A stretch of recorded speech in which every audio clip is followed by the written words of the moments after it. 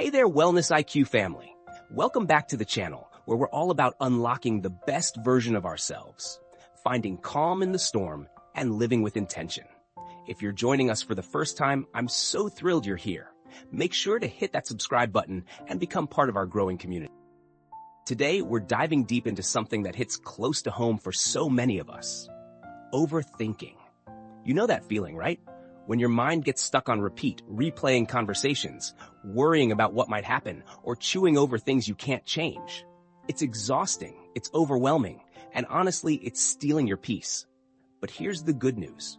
You don't have to stay stuck there. Today, I'm walking you through a simple, powerful mental detox to stop overthinking for good. This isn't about quick fixes or empty promises. It's about real, actionable steps you can start using right now to reclaim your mind and your joy.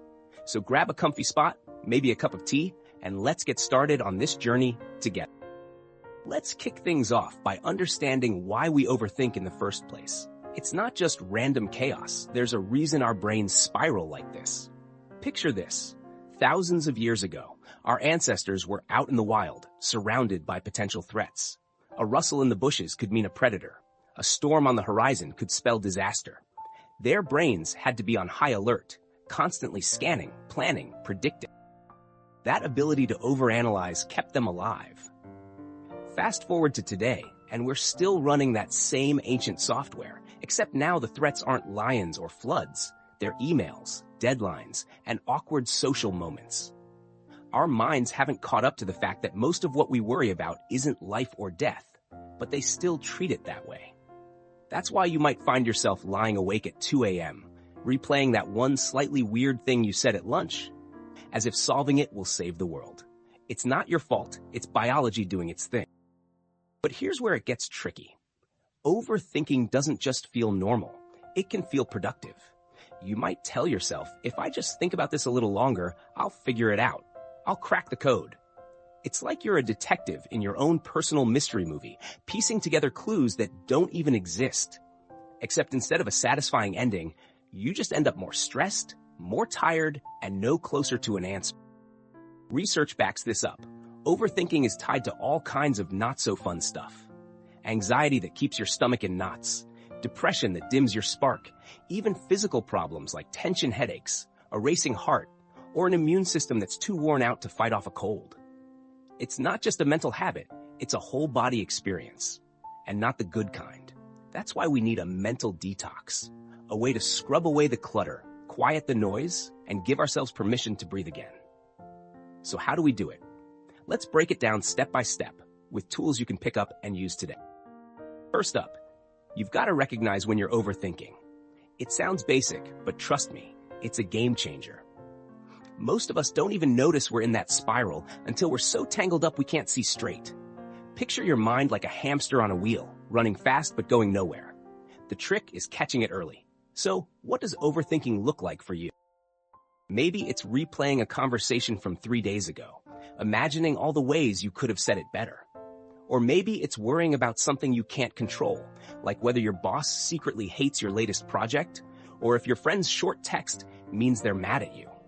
Perhaps it's that late-night brain buzz that won't let you sleep, jumping from one what if to the next. These are your red flags, your little signals that it's time to step in. Here's a fun way to make this stick. Give your overthinking a nickname. Call it something silly like the worry whirlwind or mind maze madness. It doesn't have to be serious. In fact, the sillier the better. Why? Because naming it takes away some of its power. It's not this big, unbeatable monster anymore. It's just a quirky little habit you can handle. Next time you catch yourself spiraling, say it out loud. Oh, there's the worry whirlwind again, doing its thing. It's like calling out a friend who's overstayed their welcome. Suddenly, it's not so intimidating. Want to take it a step further? Try this today. Set 3 random alarms on your phone. Maybe 10 a.m., 3 p.m., and 8 p.m. When they go off, pause and check in. What's your brain up to? Are you present or are you lost in some mental rerun? Jot it down and drop your experience in the comments below. I'd love to hear how it goes for you, Wellness IQ crew. Now that you can spot the spiral, let's talk about pulling yourself out of it. One of the best ways to stop overthinking is to anchor yourself in the present moment. Overthinking loves to time travel. It drags you back to the past to relive every mistake, or it flings you into the future to stress about things that haven't even happened. But when you're fully here, right now, it's like slamming the door on those uninvited thoughts.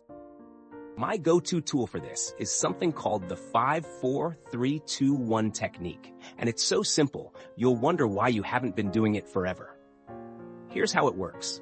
Wherever you are, look around and name 5 things you can see. Maybe it's the steam rising from your coffee, the way the light catches your window, a stack of books on your desk, your favorite cozy blanket, and the plant you keep forgetting to water. Then, name 4 things you can feel. The coolness of the floor under your feet, the softness of your sweater, the weight of your phone in your hand, the slight breeze from an open window. Next, 3 things you can hear. The hum of traffic outside, a bird chirping, the faint tick of a clock. 2 things you can smell, maybe the lingering scent of your breakfast toast or the freshness of the air. And finally, 1 thing you can taste, that last sip of water or a hint of mint from your gum. This isn't just a cute little exercise, it's grounded in how your brain works. When you focus on your senses, you're pulling your mind away from that endless loop and giving it something concrete to latch onto. It's like hitting the reset button. I've used this in the middle of a crowded grocery store when my brain wouldn't stop stressing about work. And within a minute, I felt like I could breathe again. You can do it anywhere, at your desk, in traffic, even mid-conversation if you need to. Give it a try the next time you feel that spiral kicking in, and let me know how it feels. Have you ever used this trick before? Or are you excited to test it out? Drop your thoughts in the comments. I'm all ears. All right, let's keep the momentum going.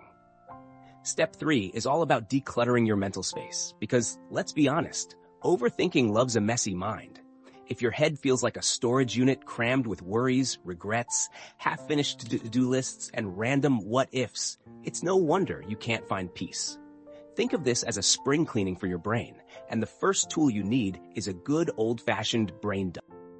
Grab a notebook, your phone, a napkin if that's all you've got, and just let it all spill out. Write down everything buzzing around up there. That embarrassing thing you said in a meeting last month, put it on the page. The deadline that's looming over you like a dark cloud, write it down. The fact that you still haven't called your mom back, get it out. Don't overthink the process, pun intended. Just let it flow. No editing, no judging, just pure, unfiltered release. Why does this work? Science says that when you keep thoughts bouncing around in your head, your brain has to work overtime to hold on to them, like a juggler with too many balls in the air. But once you write them down, it's like setting those balls down. Your mind doesn't have to grip them so tight anymore. I've done this before bed when my brain was in overdrive, and it's like flipping a switch. Suddenly I can relax. After you've dumped it all out, take a second to sort through it. Look at each item and ask yourself one question. Can I control this? If the answer is yes, awesome. Make a quick plan. Maybe it's text mom tomorrow at 10 a.m. or break that project into 3 steps. If it's a no, like, what if my coworker secretly hates me? Then it's time to let it go. I know, letting go sounds like some vague, mystical advice, but here's a trick to make it real. Visualize those uncontrollable thoughts as leaves floating down a river. You don't have to jump in and grab them, just watch them drift by.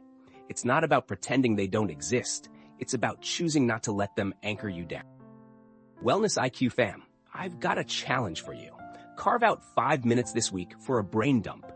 It doesn't have to be fancy. Just grab whatever's handy and let it rip. Then pick one thing you're ready to release, something you've been carrying that you don't need to anymore. Share it in the comments. I'd love to celebrate that freedom with you. What did you let go of? How did it feel to see it on paper instead of swirling in your head? Let's keep this conversation going. Next up, let's talk about breaking the overthinking loop with action. Overthinking thrives when you're still, when you're sitting there with nothing to distract you from the noise. It's like a weed that grows in idle soil. So, the antidote? Get moving. I'm not saying you need to sign up for a triathlon, though props to you if you do. Even small actions can snap you out of it.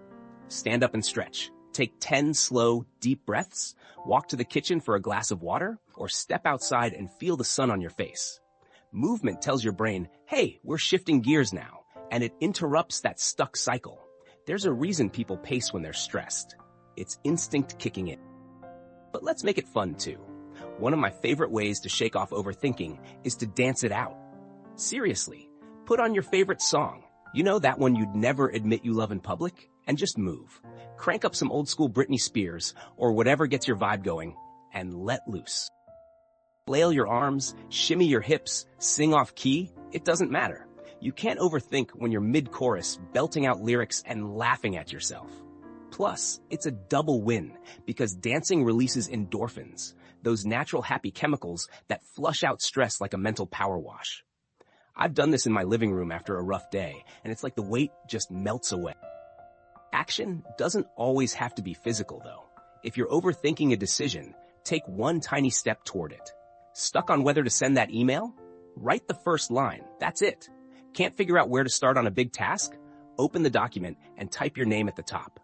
These little moves build momentum, and momentum is overthinking's kryptonite. It's like tricking your brain into progress mode instead of panic mode. So, Wellness IQ crew, what's one small action you're going to take today to break a thought loop? Drop it in the comments. Let's inspire each other with our wins, big or small. Now, let's shift gears and talk about the stories we tell ourselves, because overthinking isn't just random. It's often tied to a harsh inner narrative. You know that voice, the one that pipes up with gems like, "I'm such a screw-up, I'll never get this right," or "Everyone's judging me right now." It's like having a mean roommate living rent-free in your head, and it's feeding the overthinking beast. The good news? You can evict that voice, or at least teach it some manners. Start by catching those negative thoughts in the act. Next time you hear, "I'm a total failure," hit pause and play detective. Ask yourself, is that actually true? What's the proof? Spoiler alert, most of the time there's no hard evidence, just a feeling dressed up as fact. Once you've called it out, reframe it. Swap, "I messed up again" with "I'm learning something new here." Turn, "They all think I'm clueless" into "I can't control their opinions and I don't need to." This isn't about plastering on a fake smile and pretending everything's perfect. It's about shifting your perspective to something truer and kinder. Your brain's like a sponge. It soaks up what you give it. So why not feed it words that lift you up instead of drag you down? I remember a time I bombed a presentation at work. I mean, full on stumbled over my words, forgot my points, the works. My inner critic went wild. "You're done. They all think you're an idiot." But I caught it, took a breath and told myself, okay, that was rough, but I showed up and I'll do better next time. And guess what? The world didn't end, and I lived to present another day. This takes practice, so don't beat yourself up if it feels clunky at first. Start small. Pick one thought you catch yourself thinking a lot, and flip it. Wellness IQ fam, what's a negative story you're ready to rewrite? Share it in the comments. Let's cheer each other on as we build this habit together. What's the old thought, and what's the new one you're stepping into? I can't wait to read your breakthroughs. Okay, we're rolling now. Let's talk about building a buffer with healthy habits. A mental detox isn't just about putting out fires. It's about creating a life where overthinking doesn't catch so easily. Think of these habits as a shield for your peace. First on the list, sleep. When you're running on empty, overthinking doesn't just creep in. It barges through the door with a megaphone. Aim for 7 to 8 hours a night. And I know, Netflix binges are tempting, but hear me out. A solid wind-down routine can make all the difference. Dim the lights an hour before bed. Swap your phone for a book. Sip some chamomile tea. Let your brain ease into rest mode. I started doing this after years of scrolling until midnight. And it's like night and day, pun intended. My mind's quieter, and I wake up ready instead of wrecked. Next, let's talk fuel. What you eat isn't just about your body. It's about your mind too. Processed junk, sugary snacks, they might taste good going down, but they can spike your cortisol, that stress hormone that loves to team up with overthinking. Try swapping some of that out for whole foods. Think crunchy almonds, sweet berries, crisp veggies, maybe a hearty bowl of oatmeal. It's not about being perfect. It's about giving your brain the good stuff to work with. I used to live on coffee and candy during busy weeks, and my anxiety was through the roof. Once I started mixing in more real food, I noticed my thoughts didn't race as much. It's wild how connected it all is. And don't sleep on connection. Pun intended again. Overthinking loves to isolate you. It wants you alone with your thoughts so it can run the show. Fight back by reaching out. Call a friend and vent about your day. Cuddle your pet and tell them your woes. They're great listeners. Or grab that notebook again and journal it out. Even 5 minutes of getting it off your chest can lighten the load. I've got a buddy I text when my brain's in knots, and just hearing, "Dude, you're overthinking this, chill," is enough to snap me out of it. What's your go-to healthy habit? Sleep, food, a good chat? Let me know in the comments. I'm always looking for new ideas to share with this awesome community. Finally, let's wrap this up with the ultimate detox move, letting go. Overthinking often comes from holding on too tight to perfection, to control, to how things should be. But here's the liberating truth. You don't have to control everything, and you're not supposed to. Life's messy, unpredictable, and that's not a flaw. It's a feature. So, how do you let go? Try this visualization. Picture your overthoughts as helium balloons, each one tied to a word. That argument you can't stop replaying? Tie it to a red balloon. That fear about tomorrow? A blue one. One by one, imagine cutting the strings and watching them float up into the sky, higher and higher until they're specks you can barely see. You're not denying they existed. You're just not letting them tether you to the ground anymore. I did this once after a breakup that had me overanalyzing every text, every fight, every what if I'd done this instead. I sat on my porch, closed my eyes, and let those balloons go in my mind. It wasn't instant magic, but it was a start, a little crack in the wall that let some light in. Letting go isn't a one-time thing. It's a practice. So be gentle with yourself as you build it. Start with something small today. One thought you're ready to release. Wellness IQ crew, what's your balloon? What are you cutting loose? Drop it in the comments. I'm here to cheer you on as you set it free. So, there you have it. Your full mental detox toolkit to stop overthinking. Let's recap real quick. Recognize when you're spiraling. Ground yourself in the now with 5, 4, 3, 2, 1. Declutter your mind with a brain dump. Break the loop with action like a living room dance party. Reframe your inner critic with kinder words. Build a buffer with sleep, food, and connection, and let go of what's not yours to carry. This isn't about being perfect. It's about taking back your peace one step at a time. Pick one thing from this list, try it this week, and watch how it shifts things for you. Wellness IQ fam. If this deep dive into stopping overthinking hit home for you, give this video a thumbs up. It helps us reach more people who need a little mental reset in their lives. And if you haven't already, subscribe to the channel. We're dropping new tips every week to help you thrive. I want to hear from you in the comments. Which step are you starting with? What's one overthought you're ready to kick to the curb? I read every single one, so let's chat down there. It's my favorite part. Oh, and if you want a free printable checklist of all these steps, click the link in the description. It's our little gift to you for being part of this amazing community. Share this with a friend who's been stuck in their head lately. Let's spread the good vibes together. Until next time, take care of your mind. You've got this. And I'll see you in the next.